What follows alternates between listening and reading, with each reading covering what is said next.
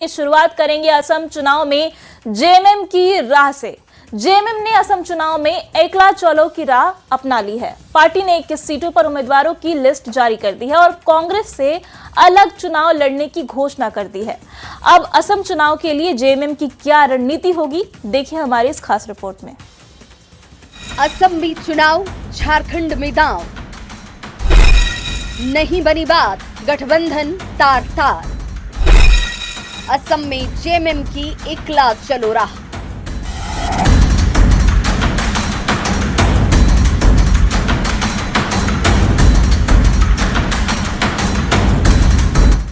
असम विधानसभा चुनाव को लेकर झारखंड में भी सियासी तापमान हाई दिख रहा है। जेएमएम अब झारखंड के बाहर भी अपनी किस्मत आजमाने में जुट गया है।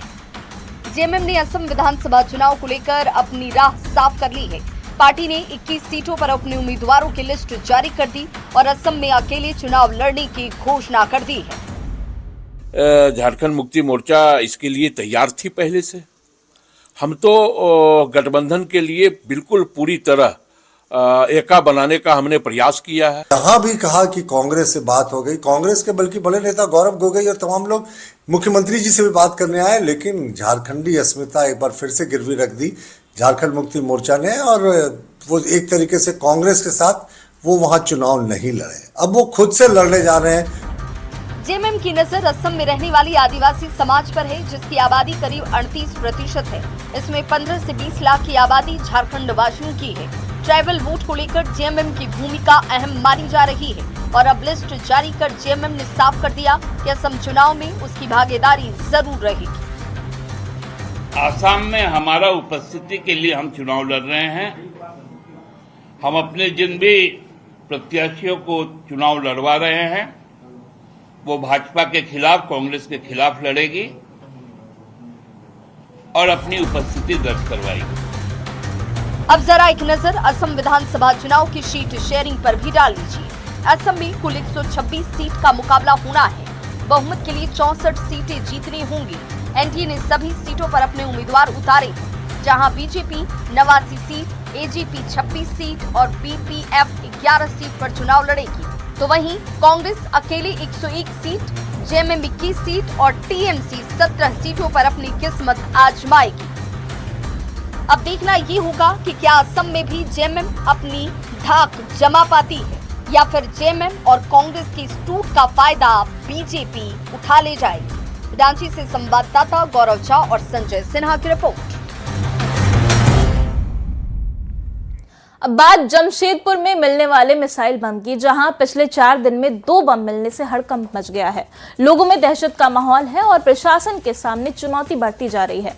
बम का आखिर क्या कनेक्शन है और कब इस पर एक्शन होगा, देखिए हमारी इस रिपोर्ट में। स्वर्ण रेखा नदी किनारे 2 मिसाइल बम। क्या अमेरिका से है बम का कनेक्शन?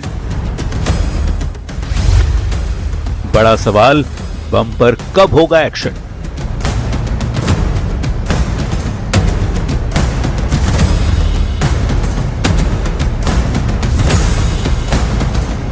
जमशेदपुर में दहशत फैली हुई है, लोग डरे हुए हैं और प्रशासन के सामने चुनौतियां बढ़ती जा रही हैं, क्योंकि अभी तक एक मिसाइल बम डिफ्यूज नहीं हुआ था कि अब एक और मिसाइल बम मिलने से हड़कंप मच गया है। ये तस्वीरें हैं स्वर्ण रेखा नदी के किनारे की, जहां 4 दिन में लगातार 2 बम मिल चुके हैं। पहला मिसाइल बम स्वर्ण रेखा नदी किनारे बालू की खुदाई के दौरान बरामद हुआ था और दूसरा बम अब सेना की जांच के दौरान सामने आया है। स्वर्ण रेखा नदी किनारे 2 बम मिलने की खबर लोगों की बेचैनी बढ़ा दी। इंडियन आर्मी और बम निरोधक टीम मौके पर पहुंचकर बम को डिफ्यूज करने की कोशिश कर रही है। गांव के लोग भी भारी संख्या में वहां मौजूद नजर आ रहे हैं, लेकिन सभी के मन में डर का माहौल है।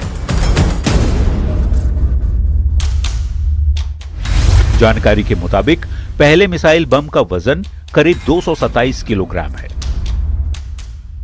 बम पर मेड इन अमेरिका लिखा है। दूसरे विश्व युद्ध के समय का यह बताया जा रहा है।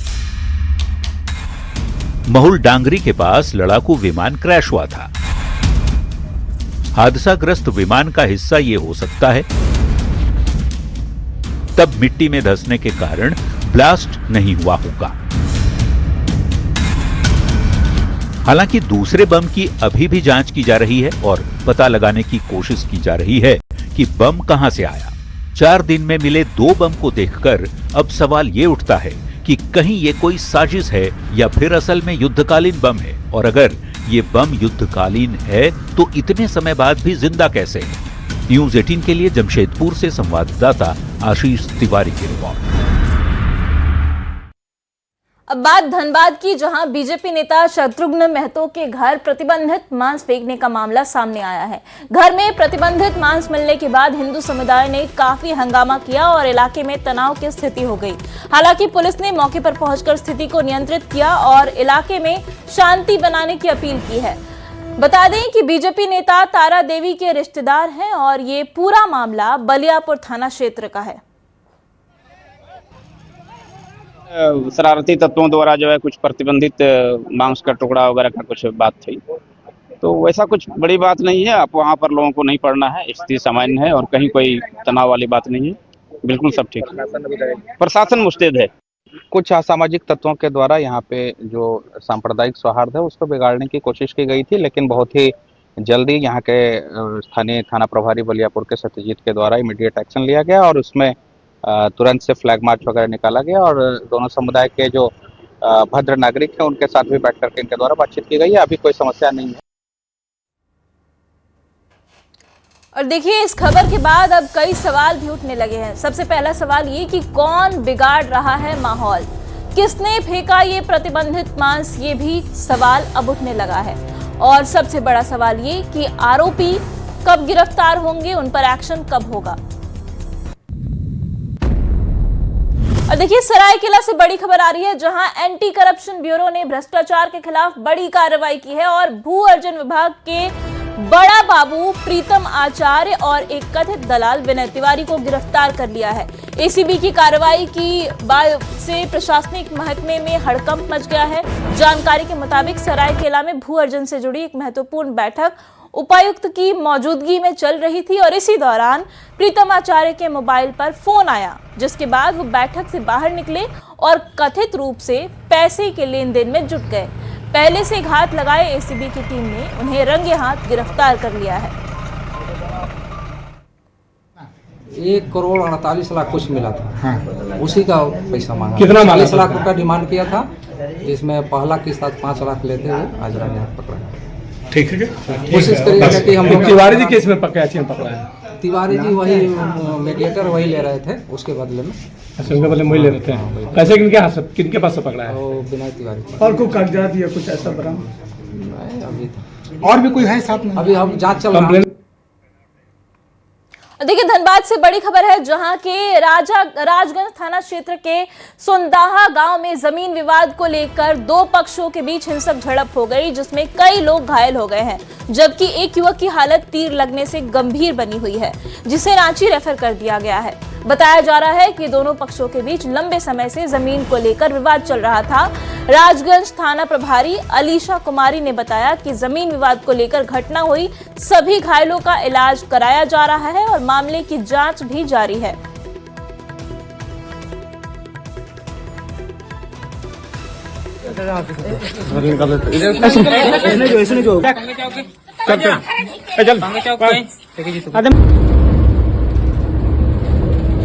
और देखिए, रांची में घरेलू गैस सिलेंडर में आने वाली किल्लत के चलते धड़ल्ले से कोयले की बिक्री हो रही है।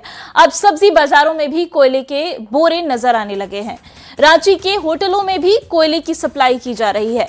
यहाँ 12 से 13 किलो प्रति बोरी कोयला 140 से 150 रुपए में बिक रहा है। घरेलू गैस सिलेंडर में दिक्कत और किल्लत आने के बाद इसके समीकरण को भी समझना बेहद जरूरी है। हम बात कर रहे हैं राजधानी रांची की, जहां पर आमतौर पर तमाम एजेंसियों में जो होम टू होम डिलीवरी जो करने की बात आ रही है, वहां तो कुछ एजेंसियों में की जा रही है, लेकिन जिस तरीके से उपभोक्ताओं की भीड़ उमड़ रही है उसको देखते हुए सिलेंडर की लंबी कतार लग रही है। लेकिन बता दें कि उसका साइड इफेक्ट ये हो रहा है कि यहाँ पर कोयले की बिक्री बढ़ गई है। क्योंकि आमतौर पर कोयला जो है, आप देखते हो घरों में कोयला नहीं जाता है, कोयला जाता है होटलों में, जहां खाना बड़े पैमाने पर बनता है। लेकिन जैसे ही सिलेंडर में जब दिक्कत आनी शुरू हुई तो आम लोग भी अब कोयला बाजार से खरीदने लगे हैं, क्योंकि जिस तरीके से सिलेंडर जो मिलने में परेशानी अभी फिलहाल हो रही है और लोगों का यह कहना है कि डीएससी नंबर मिलने के बाद भी उन्हें कतार में घंटों खड़ा रहना पड़ रहा है, सिलेंडर नहीं मिल रहा है। ऐसे में वापस कोयला ही एकमात्र उपाय है जिस पर घर का चूल्हा जल सकता है। देखिए यहाँ पर एक कारोबारी है, छोटा है, ये भी खरीद कर लाता है, कोयला बेचता है और जिस तरीके से भी सिलेंडर को लेकर मारामारी मची है, कोयले की बिक्री बढ़ गई। बिक्री बढ़ल है सर, घर के परेशानी हो गया है। बिक्री बढ़ल है तो भाई 10-20 को बिकता है, रह गया कि जब घर में छोटा माने अब हॉस्टल हो गया तो उन लोग का खाना कैसे बनेगा। मेन ये बात है। और तो ऐसे में वापस कहा जा रहा है कि सिलेंडर ने जैसे ही अपनी भाव बढ़ाई है, कोयले ने फिर से अपनी चमक दिखाई है। संजय कुमार सिन्हा, न्यूज़ 18, रांची। और देखिए, रांची में एलपीजी गैस की किल्लत को लेकर उपायुक्त मंजुनाथ भजंत्री ने जिला प्रशासन और चेंबर ऑफ कॉमर्स के साथ बैठक की, जिसमें गैस की किल्लत को लेकर के कई बातें कही गई, कई दिशा निर्देश दिए गए। किल्लत और लाइन में लगने को लेकर सुझाव दिए गए। उपायुक्त मंजुनाथ भजंत्री ने कहा कि भंडारण और कालाबाजारी करने वाले पर कड़ी कार्रवाई की जाएगी। वहीं कोई भी एजेंसी या फिर किसी और के द्वारा जानबूझकर गैस के भंडारण करने की जानकारी देने वाले लोगों की पहचान गोपनीय रखी जाएगी।